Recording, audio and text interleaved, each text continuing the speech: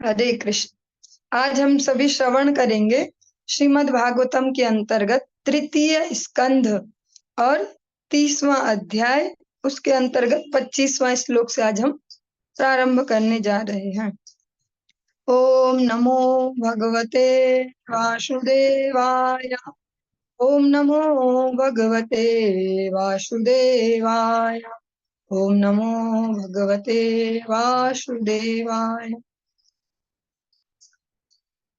जो प्रसंग हम श्रवण कर रहे हैं, भगवान कपिल अपनी माता देवहूति को भक्ति योग का उपदेश कर रहे हैं और साथ में उनकी जिज्ञासा को शांत करने के लिए, उनका शंका समाधान करने के लिए उनको जीवन मरण का जो चक्र है, जो एक प्रक्रिया है, उसको समझा रहे हैं। क्योंकि उन्होंने ऐसी डिमांड की है, ऐसी प्रार्थना की है कि ये जन्म मरण का जो ये चक्र है, ये मुझे ठीक से समझाओ, जिससे इसमें जो आफतें हैं, जो झमेले हैं, जो कठिनाइयां हैं, उनको सुन के मुझे संसार से विरक्ति उत्पन्न हो सके और आपके चरणों में मन लग सके। इसी के अंतर्गत भगवान ने उन्हें ग्रस्त के अनेक अनेक स्तर बताए, या अनेक अनेक जो कह सकते हैं स्टेशन बताए कि इस अवस्था में ये होता है, फिर ये होता है।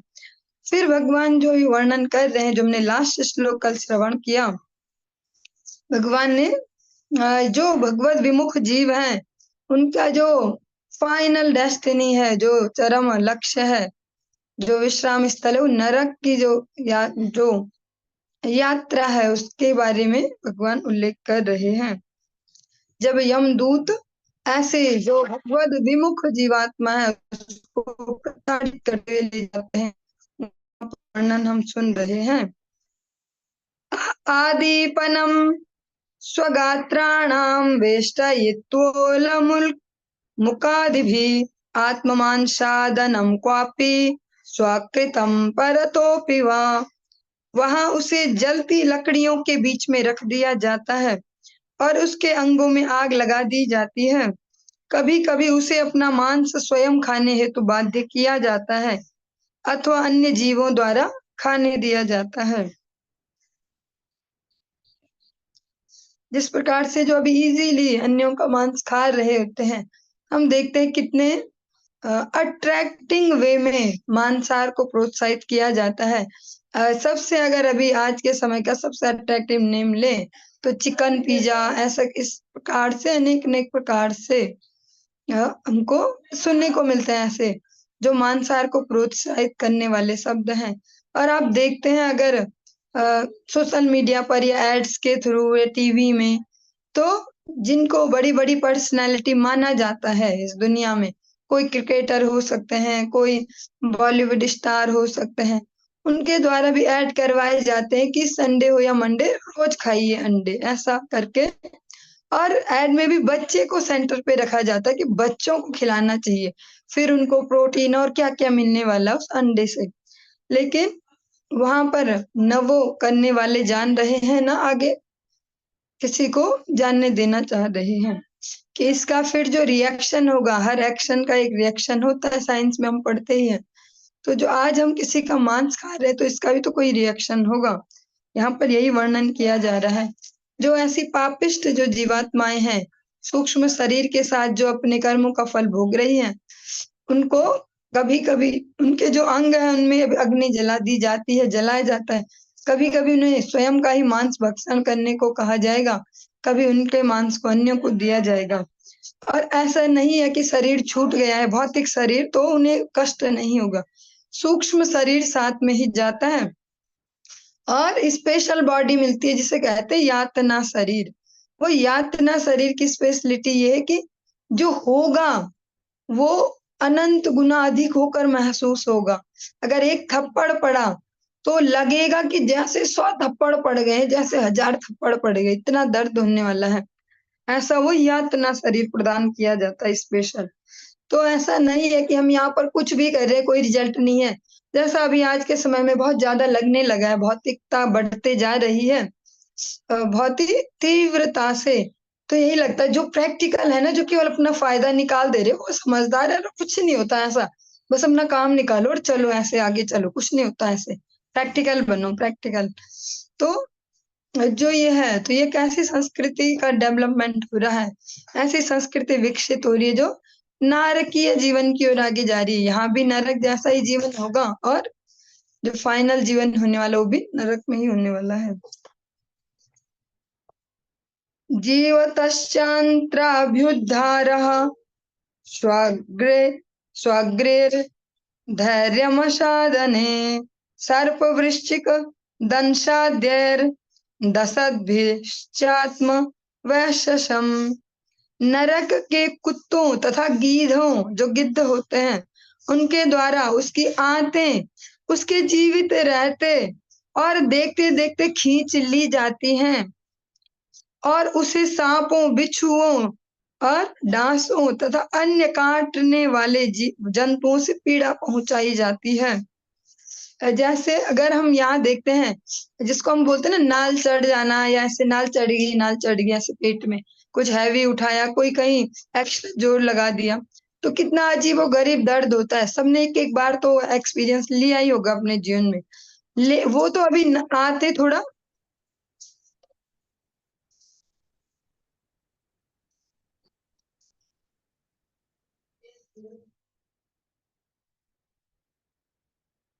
अभी वो आते थोड़ा सा अपने जगह से इधर उधर हिली और इतना असह्य दर्द हो रहा है। लेकिन यहाँ पर वर्णन है, ये श्रीमद् भागवतम है, ग्रंथराज श्रीमद् भागवतम और सर्व संप्रदायों द्वारा स्वीकार्य तृतीय स्कंध है, अध्याय 30 है और श्लोक संख्या 26वां है, जिसको हम सुन रहे हैं। कि उसके जीते जीते वो जो सूक्ष्म शरीर है उसके रहते ही रहते जब वो सब अनुभव भी करता है, कष्ट भी, प्रसन्नता सब अनुभव कर सकता है, ऐसे शरीर में कुत्तों के द्वारा और गिद्धों के द्वारा, और दोनों को ही ऐसा छांटा गया है जो सबसे खतरनाक माने जाते हैं, जिनको देखकर सबको ही भय लगता है। बड़ा सा गिद्ध ऐसे आसपास आए तो वैसे ही डर जाए आदमी, कोई खतरनाक सा कुत्ता आ जाए तो ऐसे ही भाग जाए मनुष्य उसको देखकर।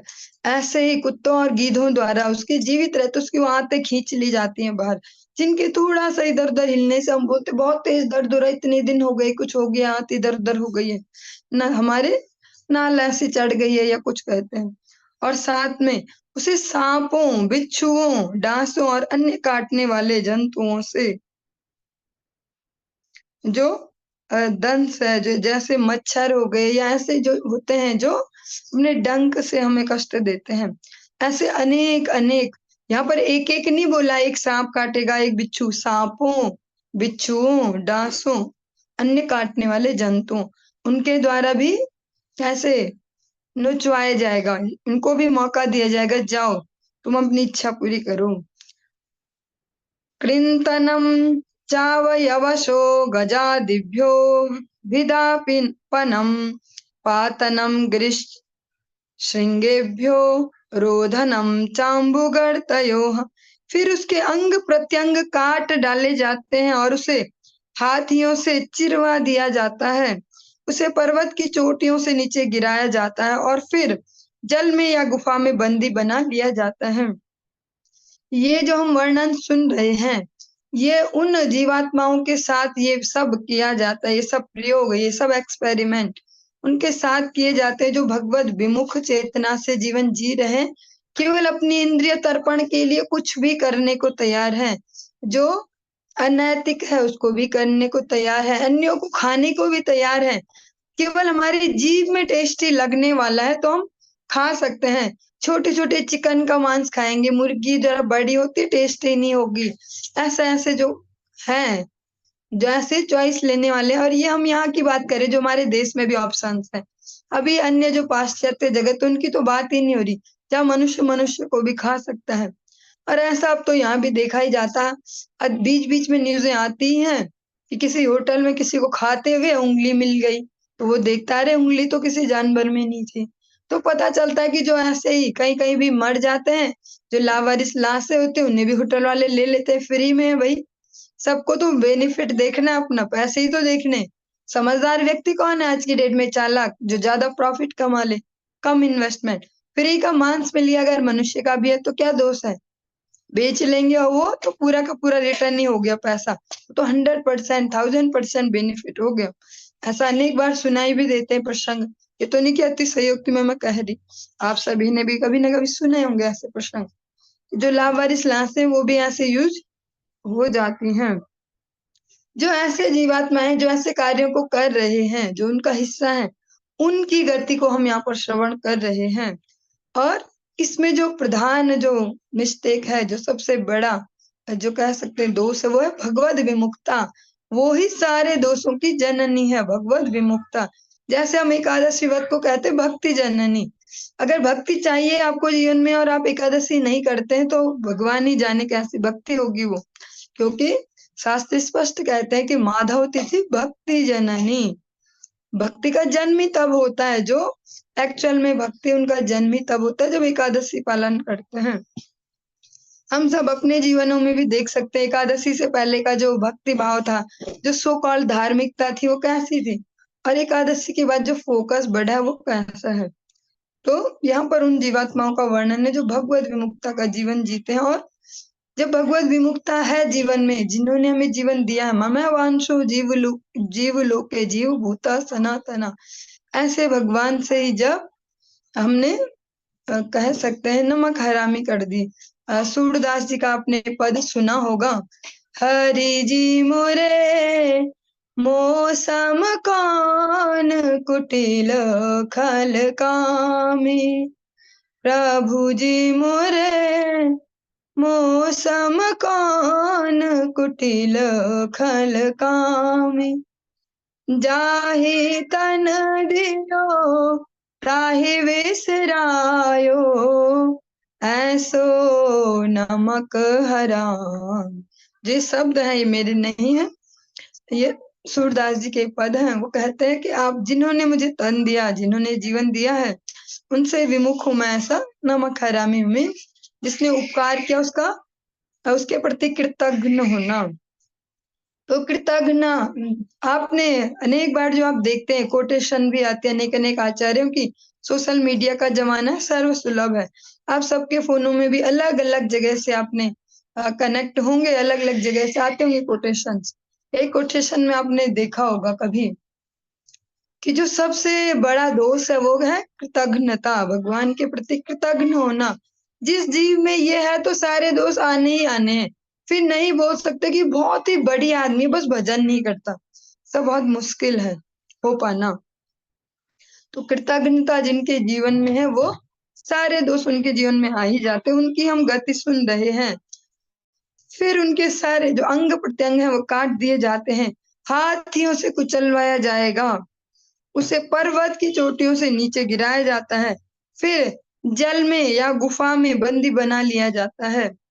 क्योंकि वो शरीर यातना शरीर है, वो ऐसा नहीं है भौतिक शरीर इसके साथ ये किया गया तो ये मर गया, वो मर तो नहीं सकता, सूक्ष्म शरीर है, उसको जानबूझ के दिया गया स्पेशली। क्योंकि जब हम यहाँ गलतियां करते हैं, अब बहुत कम लोग होंगे जो अनजाने में कर रहे हैं। जो सच में अनजाने में करते हैं कुछ भी, उनको भगवान सबको मौका तो दे ही रहे। भगवान ने इस युग में ऐसा कोई ऑप्शन नहीं छोड़ा कि कोई भी जीव जाकर कह पाए यमराज को। हमारे इलाके में तो कोई नहीं आया था बताने की हरे कृष्णा करो, हरि नाम करो, कलयुग में यही करना है बस और कुछ नहीं। कोई नहीं कह सकता, क्योंकि जो युगावतार भगवान है, युग धर्म हरि नाम संकीर्तन की उन्होंने स्वयं स्थापना की और वो चलते रहे, इसके लिए व्यवस्था की। महाप्रभु स्वयं घोषणा करते हैं, पृथ्वी ते आछे यत नगर आदि ग्राम, सर्वत्र प्रचार हाईवे मोर नाम। इस धरा धाम पे जितने भी नगर हैं, शहर है और गांव भी हैं, नगर आदि ग्राम, गांव को भी इसमें कंक्लूड किया है, सब जगह मेरे नाम का प्रचार होगा। तो ऐसा कोई कह नहीं पाएगा हमें मौका नहीं मिला था, हमारे पास कोई नहीं पहुंचा। हम अपने गुरुदेव के जीवन में देखते हैं, उनकी स्पेशलिटी यही है कि उन्होंने ऐसी जगहों पर जाकर भी बहुत बड़े लेवल पे प्रचार कर दिया, भगवत चेतना का वहां पर प्रचार कर दिया, विस्तार कर दिया, जहां कोई और जाता नहीं। ऐसे ही देखते हिमाचल के भी सुदूरवर्ती इलाकों में भी आज आप देख पा रहे हैं, या उत्तराखंड में भी जहां हम सब हैं, यहाँ भी देख सकते हैं दूर दूर गांवों तक। ये नहीं है कि स्टार्टिंग में किया होगा तब तो उनको कोई जानता नहीं था, तो उनको जैसा ही मौका मिला गए होंगे गाँव में, ऐसा तो नहीं है। आज इस लेवल पर पहुंचने के बाद, विश्व लेवल पर एक संत होने के बाद, आचार्य पद पर है, इतने सारे उनके मठ मंदिर हैं, नाम मठ सेंटर्स हैं। इसके बावजूद भी अभी अभी हमने जस्ट अभी सुना होगा, जून में ही अभी अभी गुरुदेव अभी उत्तराखंड के सुदूरवर्ती पौड़ी जिले में एक गांव में, दूर ऐसे गांव में कथा करके आए। वो अभी भी ये नहीं कहते कि अब तो हम केवल विदेश ही जाएंगे, ऑस्ट्रेलिया जाएंगे, वहां जाएंगे। अभी भी वो सब कर रहे हैं, नगर आदि ग्राम।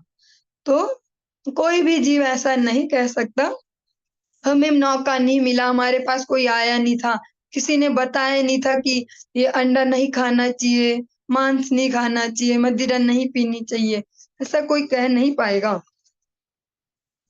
यास्ता मिश्रान दता मिश्रा रारवाद्याश्च यातनाः भुक्ते नरो वा नारी वा मिथः संगेन निर्मिताः। जिन पुरुषों तथा स्त्रियों का जीवन अवैध, जो स्त्री पुरुष संबंध है, जो इनमें लिप्त रहने में व्यतीत होता है, जिनका जीवन, जिनके जीवन की प्राथमिकता यही है, उन्हें तामिश्र, अंध तामिश्र तथा रौरव नामक नरकों में नाना प्रकार की यातनाएं दी जाती हैं। क्योंकि भगवान ने एक मनुष्यों के लिए एक, कह सकते हैं, संविधानिक नियमावली बना के दी है। वो अगर उसको पालन नहीं कर रहे तो उसमें भगवान का दोष नहीं है। भगवान ने बना के दिया है सिस्टम, चातुर्वर्ण्यम मया सृष्टा गुण कर्म विभागसा। चारों वर्ण, चारों जो आश्रम है भगवान ने बना के दिए हैं। अगर इंद्रिय निग्रह की बात करें, इंद्रिय संयम की बात, तो भगवान ने आश्रम व्यवस्था दी है। जो नहीं है इतने सक्षम इंद्रिय निग्रह में कि ब्रह्मचर्य में ही हम स्थित रह पाए, उनके लिए गृहस्थ का विधान किया गया, जो पूरी तरह शास्त्रानुमोदित है। तो जो इसको भी उपेक्षा करके जो अनाचारी वाला जो जीवन जीते हैं इंद्रिय तर्पण का, उनके लिए तामिश्र, अंध्र तामिश्र और रौरव नानक जो नरक हैं, उनकी व्यवस्था की गई है।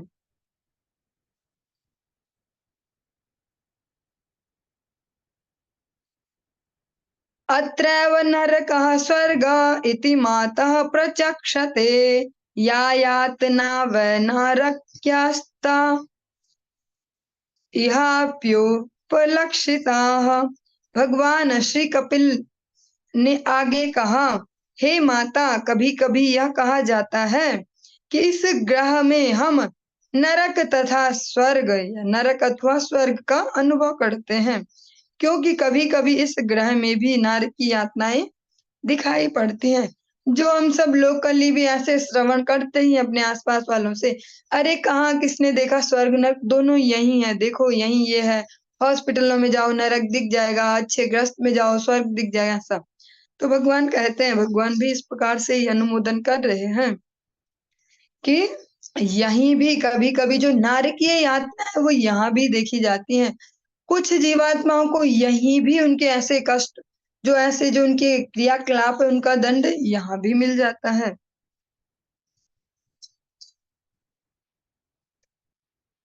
एवं कुटुंबम बिभ्राण उदरम भर एव वा विसृज्य हो भयं प्रेत्या भुक्ते तत्फलमीदृशम। इस शरीर को त्यागने के पश्चात वह व्यक्ति जो पाप कर्मों द्वारा अपना तथा अपने परिवार के सदस्यों का पालन पोषण करता है, नारकीय जीवन बिताता है, और उसके साथ उसके परिवार वाले भी। जो व्यक्ति अपने और अपने परिवार के सदस्यों का पालन पोषण जो अनैतिक कार्यों के द्वारा भी करते हैं, उनको शरीर को छोड़ने के पश्चात नारकीय जीवन बिताना पड़ता है, और जिनके लिए उसने ऐसा किया उनको भी बिताना पड़ेगा। एकः प्रपद्यते ध्वान्तम् हित्वेदं स्वकलेवरम् कुशलेतर पाथेयो भूतद्रोहेण यद्भृतम्। इस शरीर को त्याग कर वह अकेला नरक के अंधतम अंधेरे भागों में जाता है, और अन्य जीवों के साथ द्वेष करके उसने जो धन एकत्र किया हो, वही राशि प्रवास में उसके खर्च की राशि बनती है।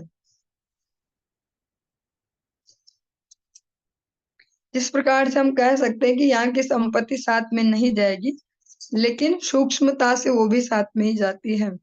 इसीलिए यहाँ पर दान के लिए कहा जाता है इस कलयुग में, क्या भगवत नाम का जो प्रचार है, स्पेशली जो युग धर्म है, उसमें अपने धन को वहां समर्पित करें, वहां सेवा में दें, क्योंकि वही आपके काम आने वाला है। यहाँ पर जो ऐसा जो पापिष्ट व्यक्ति है, जब वो नरक के अंधतम भागों में जाता है, जो अंधकार वाले हिस्सों में जाता है,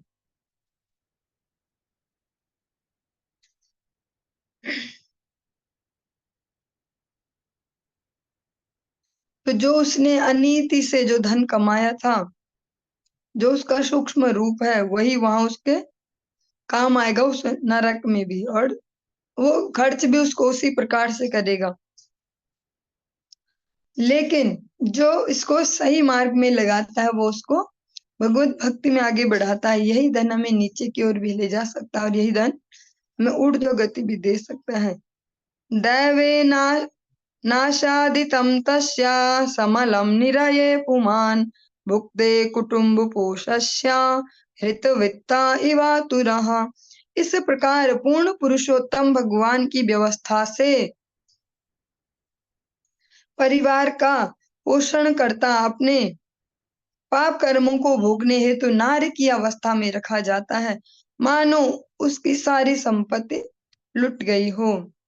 जिस व्यक्ति ने पाप कर्मों से अपने परिवार का भरण पोषण किया, जिसने धन कमाया गलत कार्यों से, भगवान का जो ये ऑटो जो सिस्टम है, जो अपने आप चल रहा है, उस सिस्टम के अंतर्गत उसको फिर अपने इन कर्मों के फलों के भोग के लिए नारकीय अवस्था में रखा जाता है। केवलेन यह धर्मेण कुटुम्ब भरणोत्सुकः याति जीवो अंधा अंधतामिश्रम चरमं तमसा पदम। अतः जो व्यक्ति केवल कुत्सित साधनों से अपने परिवार तथा कुटुंबियों का पालन करने हेतु लालायित रहता है, वह निश्चय ही अंधतामिश्र नामक गहनतम अंधकारमय नरक में जाता है। जो केवल हेरा फेरी इधर से किसी और का धन हरण करे, ऐसा करे, इस प्रकार से जो अपने जो केवल ऐसे ही रास्ते ढूंढते रहता धन के, वो अंधतामिश्र नामक नरक में जाता है।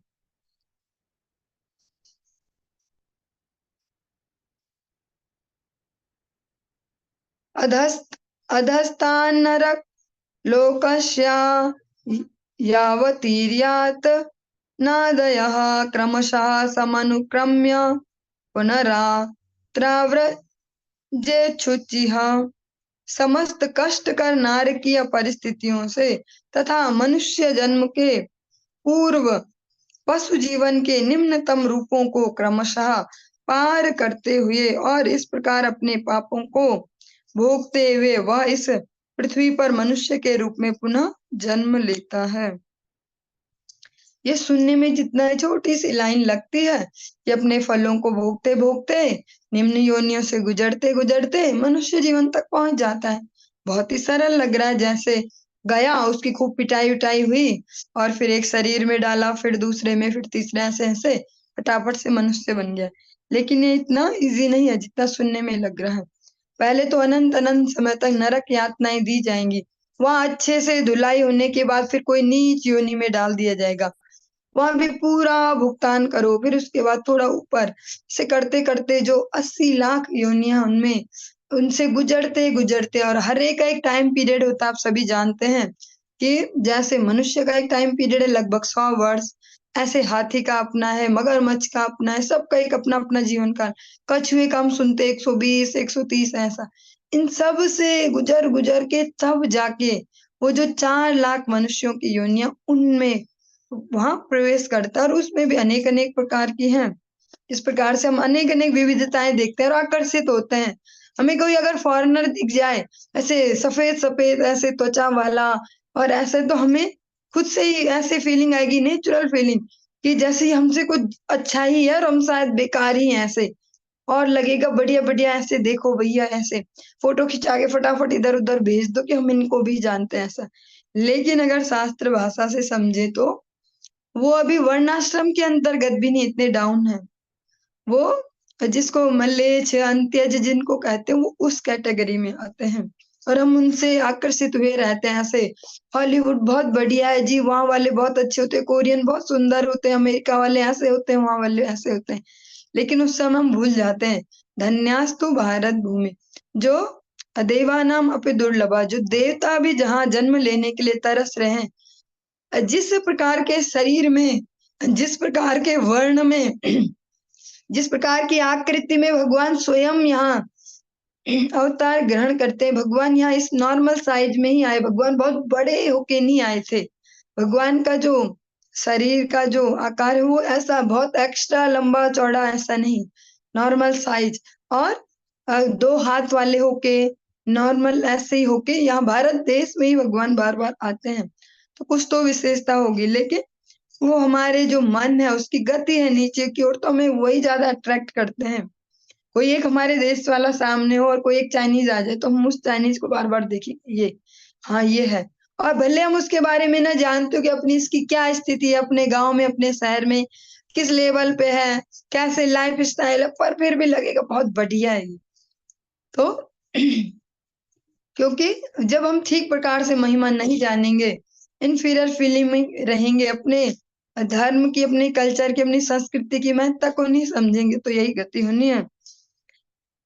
इस प्रकार से उन अलग अलग शरीरों में भटकते भटकते फाइनली मनुष्य शरीर का टाइम पीरियड आता है, और वो भी 4 लाख स्पीसीज है मनुष्य की भी। ऐसा नहीं है कि फाइनली ये वाला मनुष्य शरीर मिल जाए जिसमें साधु संग भी हो जाए, समझ में भी आ जाए, भगवत धाम भी चले जाए। वो 4 लाख वाला ही लास्ट है, जो जिसमें बुद्धि इतनी सूक्ष्म हो कि जो वैष्णव की वाणी है वो हमें समझ में आ जाए और हम भगवत भजन में लग जाएं। इस प्रकार से जो हमारा तृतीय स्कंद है उसका 30वां जो अध्याय है, 30 नंबर चैप्टर, वो कंप्लीट होता है, और हम 31वें अध्याय की ओर आगे बढ़ते हैं। श्री भगवान उवाच कर्मणा दैव नेत्रेण जन्तुर्देहोपपत्तये स्त्रियाः प्रविष्ट उदरम पुंसो रेतः कणाशयः। भगवान श्री कपिल ने कहा, परमेश्वर की अध्यक्षता में तथा अपने कर्म फल के अनुसार विशेष प्रकार का शरीर धारण करने हेतु जीव, जो आत्मा है, उसको, जो पुरुष है, उसके वीर्य कण के रूप में, उसके थ्रू, उसके वीर्य के द्वारा, वीर्य के माध्यम से स्त्री के गर्भ में प्रवेश कराया जाता है।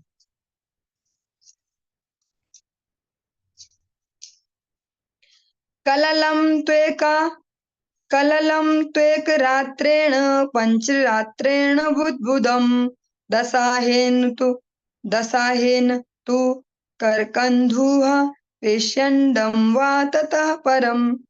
और जैसा हम सभी को लगता, मॉडर्न साइंस बहुत ज्यादा मॉडर्न है, अब देखो भैया 3 महीने में पता भी चल जाएगा कि पेट के अंदर जो बच्चा है वो लड़का है लड़की है, ठीक है कि नहीं, धड़कन सुना देते हैं। मुझे लगता है बहुत एक्टिव हो गई है साइंस, तो बहुत आगे बढ़ गया है विज्ञान। लेकिन जो ये श्रीमद् भागवतम है, ये कब से चली आ रही है ये भी कोई कंफर्म डेट नहीं दे सकता। व्यास देव जी ने भी इसको रिटर्न किया है, वो भी इसके निर्माता नहीं है कि वो उन्होंने इसको सोचा और लिख दिया, उन्होंने केवल लिखा है, वो भी इसके रचयिता नहीं है। ये श्रीमद् भागवतम इतने लाखों करोड़ों वर्षों से इस विज्ञान को आज हम बहुत बड़ी बात मानते हैं, उससे भी ज्यादा सूक्ष्म जानकारियां देती हुई आ रही है। यहाँ हम सुनते हैं कि 3 महीने के बाद कुछ बताने लायक हो पाता मेडिकल साइंस, आज का जो आधुनिक विज्ञान है, कि ऐसा है वैसा है।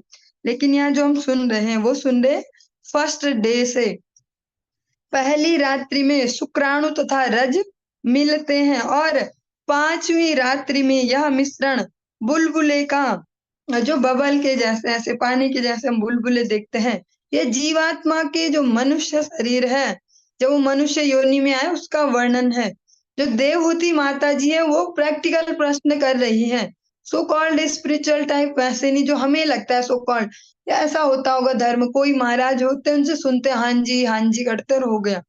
लेकिन यहाँ पर प्रैक्टिकल प्रश्न किए जा रहे देवहूति माता के द्वारा, जो इस प्रकृति को विस्तार देने वाले जो प्रथम पुरुष हैं स्वयंभू मनु, उनकी पुत्री हैं। उनका इंट्रोडक्शन साथ साथ याद रखना बहुत जरूरी है कि पूछ कौन रहा है बता कौन रहा है, बहुत जरूरी है ये।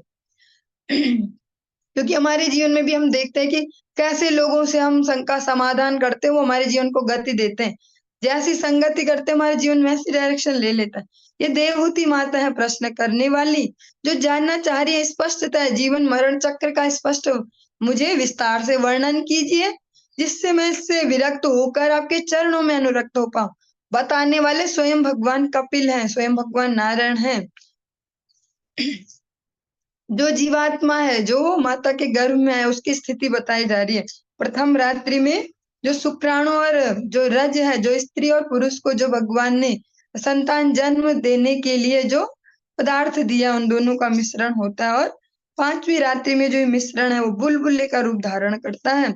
10वीं रात्रि में ये बेर के जैसा हो जाता है, जैसे आप सबने बेर देखी होगी, जो बोल सकते हैं जंगल वाली छोटी छोटी। और उसके पश्चात धीरे धीरे यह मांस के पिंड या अंडे में परिवर्तित हो जाता है, जैसी भी स्थिति हो। मासेन तुशिरोद्वाभ्याम भावंग्र याद्यंग विग्रह नखलोमास्थे चर्माणि लिंग छिद्रो दभवस्त्रिभिः। 1 महीने के भीतर सिर बन जाता है। सबसे पहले क्या बना? सिर बना। हम यहीं पर ही अगर इसको थोड़ा सा विस्तार दें, सिर ही क्यों बना? सबसे ऊपर बुद्धि योग है, बाकी सारी इंद्रियां उसके द्वारा रेगुलेट होने के लिए बनी है। बुद्धि इन सब के द्वारा रेगुलेट होने के लिए नहीं बनी है। मन कर रहा है जी मेरा तो अभी चाय पीने का, और भगवान के अनुशासन में भी चाय को स्थान नहीं है और स्वास्थ्य के लिए भी हानिकारक है, पर मन कर रहा है। तो यहाँ पर अगर हमने वो पी ली, वो अगर स्टेप उठा लिया, तो बुद्धि पीछे रह गई, इंद्रियां उस पे हावी हो गई। लेकिन बुद्धि ने ठीक से बता दिया कि देखो आध्यात्मिक उन्नति में भी इसका कुछ ज्यादा अच्छा बेनिफिट है नहीं, ऊपर से नुकसान ही है और स्वास्थ्य के लिए भी नुकसानदायक। अगर वहां पर इंद्रियों को सम्मान कर पाए बुद्धि, तो फिर बुद्धि की महत्ता है। यहाँ पर सबसे पहले विकसित होता है सिर, इसीलिए सबसे ऊपर भी दिया गया है। और 2 महीने के अंत में, जब 2 महीने इस प्रकार से उस जीवात्मा को होते गर्भ में, इसके अंत में हाथ, पांव और अन्य अंग आकार लेते हैं, अपने अपने शेप में आते हैं। तीसरे मास के अंत तक नाखून, उंगलियां, अंगूठे, रोए, जो रोम है हमारे, ये बाल हैं छोटे छोटे, हड्डियां तथा चमड़ी प्रकट हो जाती है। और इसी प्रकार जो जननेंद्रियां हैं तथा आंखें हैं, जो नासिका छिद्र है, नासिका है, कान, मुंह तथा गुदा, जिनसे मल मूत्र हम जो मल त्याग करते हैं, ऐसे छिद्र भी प्रकट हो जाते हैं। इसीलिए जो मेडिकल साइंस है वो पता लगा पाती है कि ये कौन सा बच्चा होने वाला है, ये बेटा बेटी कौन सा, पुत्र पुत्री क्या होने वाला है। लेकिन वो ऐसा नहीं बता पाएंगे इस महीने ऐसा ऐसे ऐसे।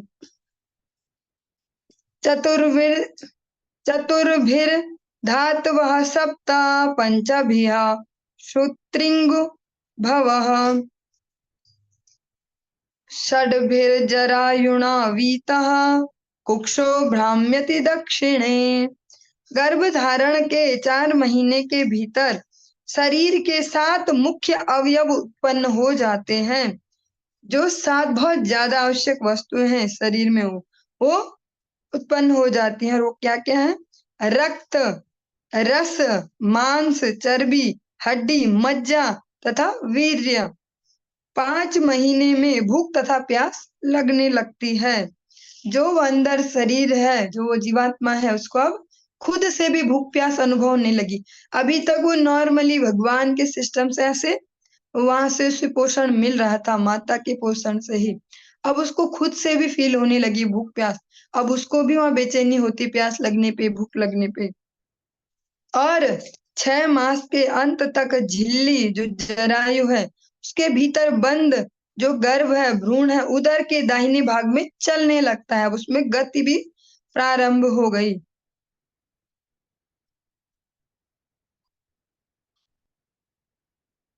और जो तात्पर्य इसमें थोड़ा सा एक सेंसिटिव लाइन भी है, शायद वो उनको अपने एक्सपीरियंस से या कहीं से जैसे भी होगी। 6 मास के अंत तक शिशु का शरीर पूर्ण रूप से बन जाता है, और यदि वह, यहाँ पर जो हम मेडिकल साइंस से कंफर्मेशन लेते हैं कि भैया ये बेटा होने वाला, बेटी होने वाला, ऐसे जो यहाँ पर इसको दूसरे प्रकार से दिया गया है। ये एक आचार्य के वचन है जिन्होंने इसको एक्सप्लेनेशन दी है, मेरे नहीं है। नर अगर वो पुत्र हुआ तो वो दाहिने हिस्से में उसकी गति होती है, और अगर पुत्री हुई तो बाएं हिस्से में उसकी गति होती है, वहां वो चलता है। मातुर्जगधान पानाद्यर रेधत धातु ऋषम्मते सेते विण्मूत्र योर्गतेर स जंतुर्जंतु संभवे। माता द्वारा ग्रहण किए गए भोजन तथा जल से पोषण प्राप्त करके भ्रूण बढ़ता है और मलमूत्र के घृणित स्थान में रहता है, और जो सभी प्रकार के कीटाणुओं के उपजने का स्थान है।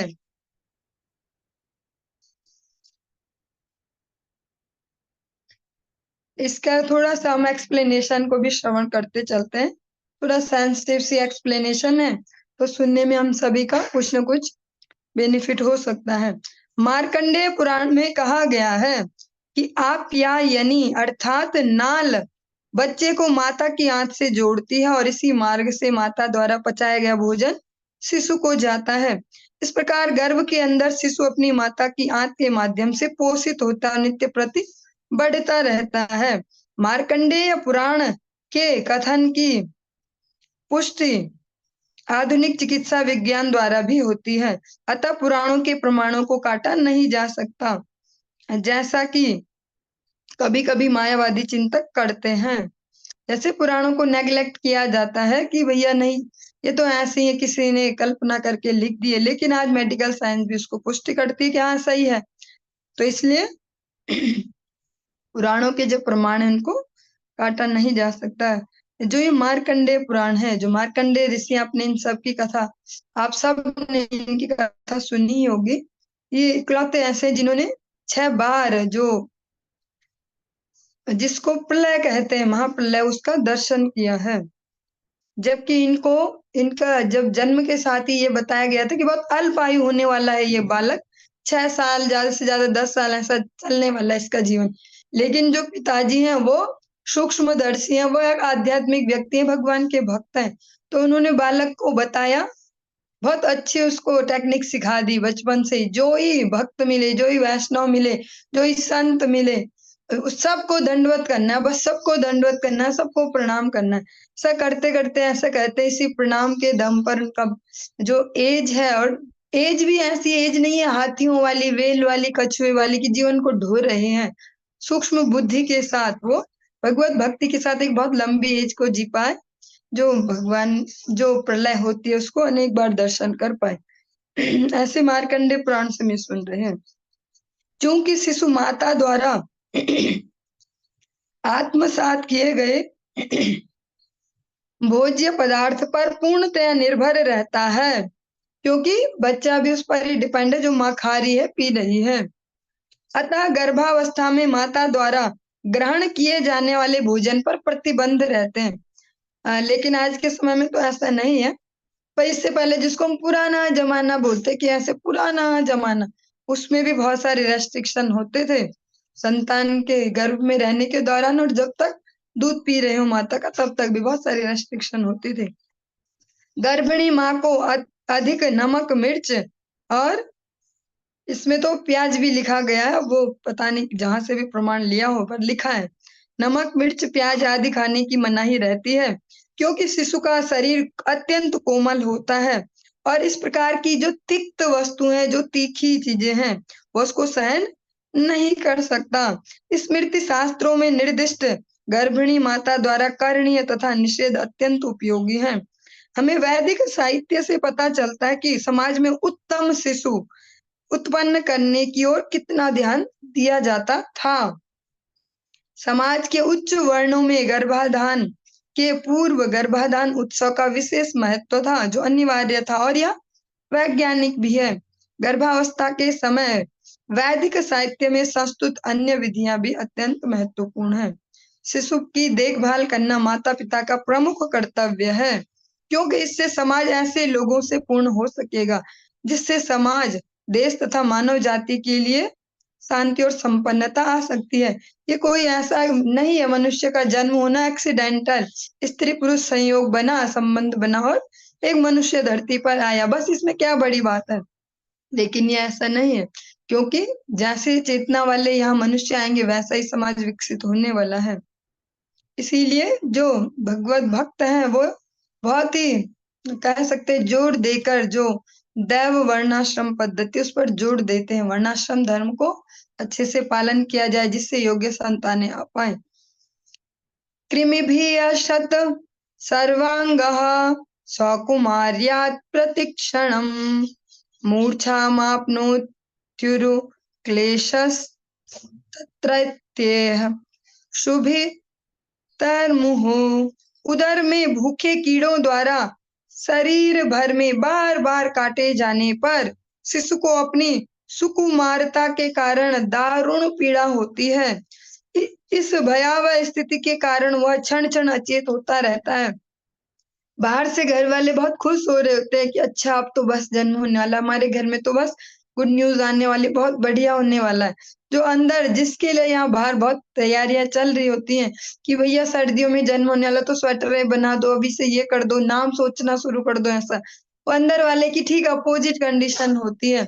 उसका शरीर इतना सेंसिटिव है, जैसा हमारे शरीर में कहीं कुछ कट जाए, जल जाए और वहां पे मिर्ची लग जाए या नींबू लग जाए, जो आम का अचार को बोला जाता है कि इस प्रकार से समाज में धारणा बनाई कि खट्टा खाती हैं माताएं, खट्टा खाती हैं।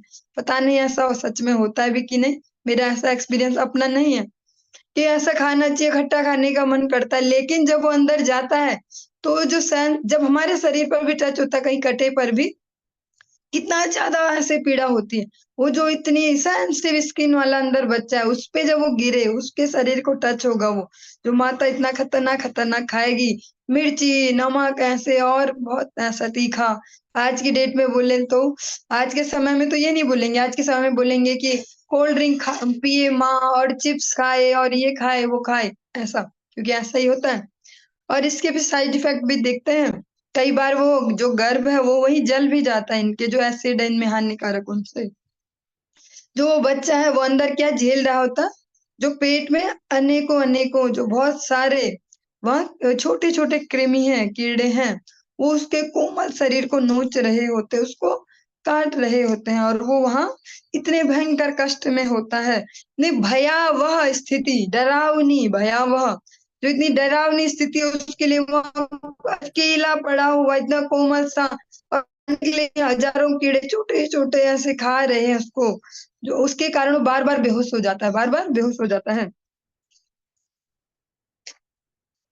कटु तीक्ष्णोष्ण लवण रुक्षाम्लादिभिरुल्बणः मातृभुक्तैरुप स्पृष्टः सर्वांगोत्थित वेदनः।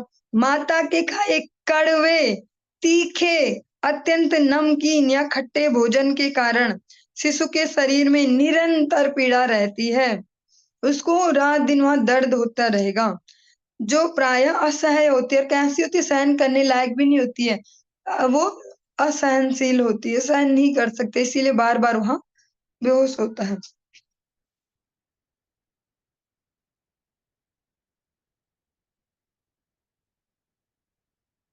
और एक बहुत ही सेंसिटिव लाइन यहाँ पर दी गई है, शिशु की चेतना का ठीक से विकास न होने के कारण अभी जो चेतना है वो अच्छे से विकसित नहीं हुई है, वरना वो मर जाए वहां। जैसे हम यहाँ भी देखते हैं कि जो मूर्ख टाइप के, जिनको हम बोलते हैं कि इनका दिमाग थोड़ा हिला सा है, उन लोगों को कुछ भी होता, हम देखते हैं ना, कुछ घूम रहे होते हैं पागल टाइप के, कुछ दिमाग हिले तो इनको कहीं चोट लग रही है, उन्हें कुछ पता नहीं है, ऐसा जिन पे बुद्धि है तो उन्हें पता चलता है, छोटा सा कट भी लगता है तो। ऐसा ही कहा जा रहा है, अभी चेतना का ठीक से विकास नहीं हुआ, इसलिए वो झेल पाता है, वो इतना छोटा बच्चा भी। यह माया का आशीर्वाद है। ये जो माया देवी है उनका आशीर्वाद है कि अभी वो उसको वैसा फील नहीं कर पा रहा जितना वो हो रहा है, तो वो झेल पा रहा है, वहां रह पा रहा है। उल्बेन संवृतस्तस्मिन्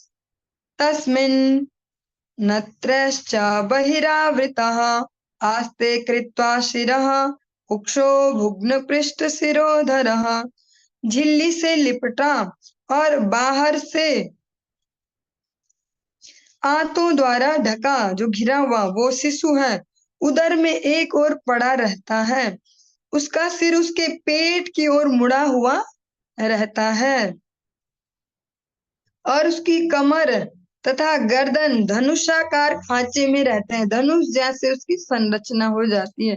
जो ये हम अभी सुन रहे हैं, इससे पहले वाला जो हम सुन रहे थे वो हमारी स्थिति न हो, इसलिए ये वाला सुनना जरूरी है। और हम सब भी ये समझ सकते हैं, ये सुन सकते हैं अपनी यात्रा के बारे में कि हम कहाँ कहाँ से होके आए हैं।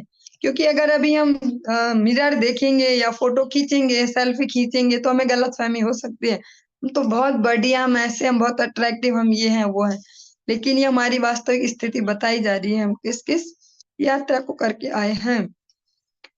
अकल्पः स्वाङ्गचेष्टायां सकुन्त इव पच्चरे तत्र लब्ध स्मृतिर्देवात् कर्म जन्म सतोद्भवम् स्मरन् दीर्घमनुच्छ्वासं सर्म किं नाम विन्दते। इस प्रकार शिशु पिंजड़े के पक्षी के समान बिना हिले डुले रहता है। उस समय यदि शिशु भाग्यवान हुआ, इसमें भी क्या कहा जा रहा, भाग्यवान हुआ मीन्स कोई अगर दिव्य चेतना वाला हुआ तब ये होगा, क्या होगा, तो उसे विगत 100 जन्मों के कष्ट स्मरण हो आते हैं। पिछले 100 जन्मों की उसे स्मृति होती है, जो कष्ट वहां भी झेल कर आया है, वह दुख से आहें भरता है। भला ऐसी दशा में मन को शांति कैसे संभव है। आप इसमें एक और बात हम समझ सकते हैं, एक पॉइंट ले सकते हैं, जो सेंसिटिव होंगे, जिनकी सूक्ष्म बुद्धि होगी, वही ये भी समझ पाएंगे कि हम इस जगत में क्यों कष्ट में हैं। और यही फॉर्मूला अंदर भी अप्लाई हो रहा है। जो सेंसिटिव हैं, जो थोड़े जागृत चेतना वाले, उन्हें वह 100 जन्मों के कष्ट याद दिलाए जाते हैं। हम यहाँ बोलते हैं कि जो भक्ति में आते हैं, फिर ऐसा क्यों लगता है कि बाहर से देखने से किनके जीवन में परेशानियां आ गई हैं बहुत, ऐसा क्यों होता है। या जो कोई नए भक्त होते हैं वो खुद को भी सोच सकते हैं ऐसा, जब से हम इस भक्ति में लगे ना, बस तब से परेशानियां आने लग गई हैं। लेकिन वो परेशानियां रिमाइंडर है भगवान का। ये यहाँ पर हम अगर सुन रहे हैं तो रिलेट कर पाएंगे। जो सेंसिटिव है, जिन पे बुद्धि है, उनको ही समझ में आ पाता है कि समस्या भी है। जो मूर्ख है वो उन समस्याओं में ही प्रसन्न है। जो समझदार व्यक्ति है वो समझ पाएगा कि कोई मुझे फ्री की अगर दारू पिला रहा है तो ये मेरा बहुत बड़ा दुश्मन है, क्योंकि इससे मेरा सारी आते भी नाश होने वाले, घर की शांति भी भंग होने वाली है, मुझे हैबिट भी लगने वाली है, मेरा बहुत सारा धन भी जाने वाला, मेरी इज्जत भी जाने वाली है इसके द्वारा।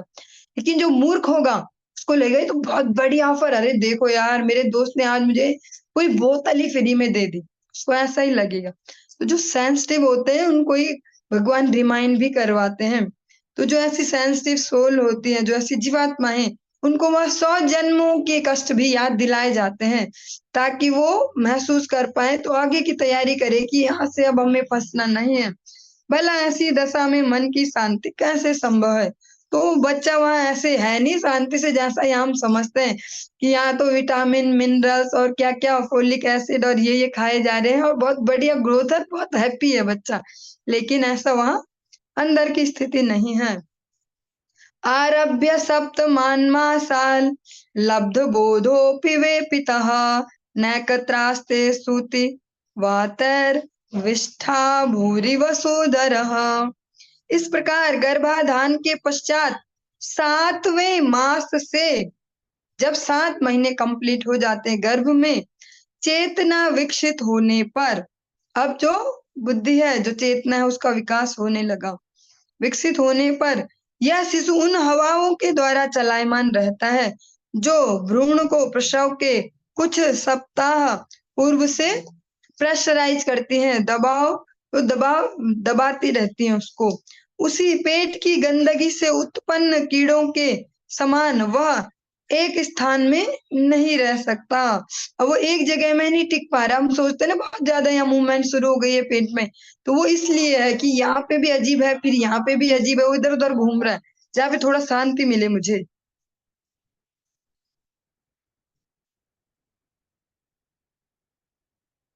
नाथ मान ऋषिर्भीतः सप्तवध्र्य कृताञ्जलिः स्तुवीतं तं वचा वया विक्लवया वाचा येनोदरेर्पितः।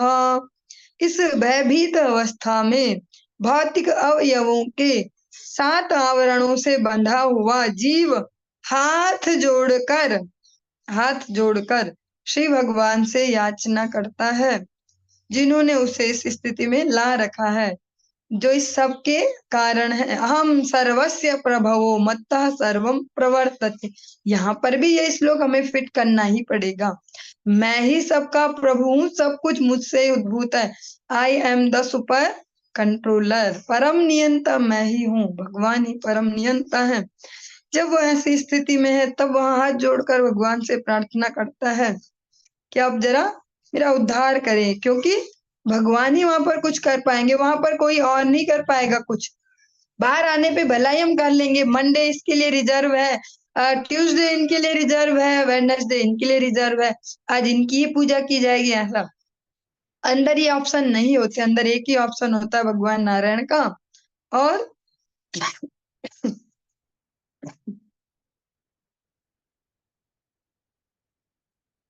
जंतुर्वाच तस्योपसन्नमवितुं जगदिच्छयात् नानातनोर्भुवि चलच्चरणारविन्दं सोऽहं व्रजामि शरणं यकुतो भयं मे येने दृशि गतिर्दर्श्य सतोनुरूपा। मनुष्य जीव कहता है, जो वहां है, जो बच्चा है, जिसको हम बच्चा कह रहे हैं, पर जो जीवात्मा है मनुष्य शरीर में, वो भगवान से कहता है, मैं उन पूर्ण पुरुषोत्तम भगवान के चरण कमलों की शरण ग्रहण करता हूँ, जो अपने विभिन्न सनातन स्वरूपों में प्रकट होते हैं और इस भूतल पर, इस धराधाम पर भ्रमण करते हैं अनेक अनेक अवतारों के रूप में। मैं उन्हीं की, उनकी नहीं, उन्हीं की, उनकी और उन्हीं की में अंतर आप सभी को पता ही है। उन्हीं की शरण ग्रहण करता हूँ, क्योंकि वे ही मुझे निर्भय कर सकते हैं और उन्हीं से मुझे यह जीवन की अवस्था प्राप्त हुई है, जो मेरे अपवित्र कार्यों के सर्वथा अनुरूप है। वो वहां पर एक ही एंगल से प्रार्थना नहीं कर रहा कि मैं तो बहुत अच्छा हूँ, गलती से यहाँ फंस गया हूँ, बस आप मुझे एक मौका दे दो, मैं फिर आपको प्रूफ कर दूंगा मैं बहुत अच्छा हूँ। यहाँ पर ये नहीं कहा जा रहा। बिल्कुल सरेंडर्ड वे में, शरणागत वाली स्थिति में भगवान को समर्पित भाव से कहा जा रहा है, मैं उन भगवान की शरण लेता हूँ जो अपने विभिन्न रूपों में, सनातन स्वरूपों में, ऐसे नहीं कि भगवान बन के आते हैं, कभी ऐसी ड्रेस पहनते हैं निशिंग वाली आ जाते हैं, कभी ऐसे ड्रेस पहनते तो आ जाते हैं। उनके सनातन स्वरूप है समस्त, उनके साथ इस भूतल पर आते। तो ऐसा भगवान नारायण के अतिरिक्त कोई भी नहीं है कि जो यहाँ पर अपने अनेक अनेक स्वरूपों में आते हो और लीला करते हो। मैं उन्हीं की शरण ग्रहण करता हूँ, जो क्योंकि क्योंकि वे ही मुझे निर्भय कर सकते हैं और कोई नहीं। भजहु रे मन श्री नंद नंदन अभय चरणार विंद रे। भगवान ही एकमात्र अभय कर सकते हैं और उन्होंने ही मुझे इस स्थिति में पहुंचाया है, क्यों, और वो मेरे कर्मों के अनुरूप भी है। मैंने ऐसे ही काम किए थे इसलिए यहाँ तक पहुंचा है। इसमें भगवान की कोई हमसे पर्सनल दुश्मनी तो नहीं है, न उन्हें मजा आता है हमें ऐसा देख के, क्योंकि वो ही कहते हैं पिता हमस्य जगतो माता धाता पितामह। मैं ही पिता हूँ, मैं माता हूँ, मैं ही दादा भी हूँ। तो हम इस जगत में देखते हैं कि पिताजी से ज्यादा ना माँ प्यार करती है। पिताजी तो कुछ मना भी कर देते हैं, माँ तो सब कर देती है। माँ भी कुछ मना कर देती है तो दादा दादी सब पूरा कर देते हैं। तो भगवान भगवत गीता में कह रहे हैं, पिता अमस्य जगतो माता धाता पिता माँ, मैं सभी हूँ, सब कुछ मैं ही हूँ। तो उनको भी प्रसन्नता नहीं हो रही, वो भी बदला नहीं ले रहे। जा बेटा तू जेल, तू अब चलेगा, तुझे पता। बस वो हमारे जिस प्रकार के कर्म है उनके कारण वो अवश्य होना ही होना है। जैसा हम इस जगत में भी देखते, कोई बच्चा अगर पढ़ाई ना ही करे और कितना ही प्रिय हो माता पिता का, तो उसके रिजल्ट को नहीं बदल सकते। अगर वो फेल हो भी जाए तो फिर उन्हें स्वीकार करना पड़ता है। बोलेंगे कि बेटा देखो आपने गलती की, अब इसमें क्या किया जा सकता, आप दोबारा कोशिश करो, हम हेल्प कर देंगे आपकी, अगर आप इंटरेस्टेड है ना। तो भगवान भी यही करते हैं बिल्कुल। चलिए आज की इस चर्चा को हम यहीं पर ही विराम देंगे, आगे कल कंटिन्यू करेंगे। हरि बोल।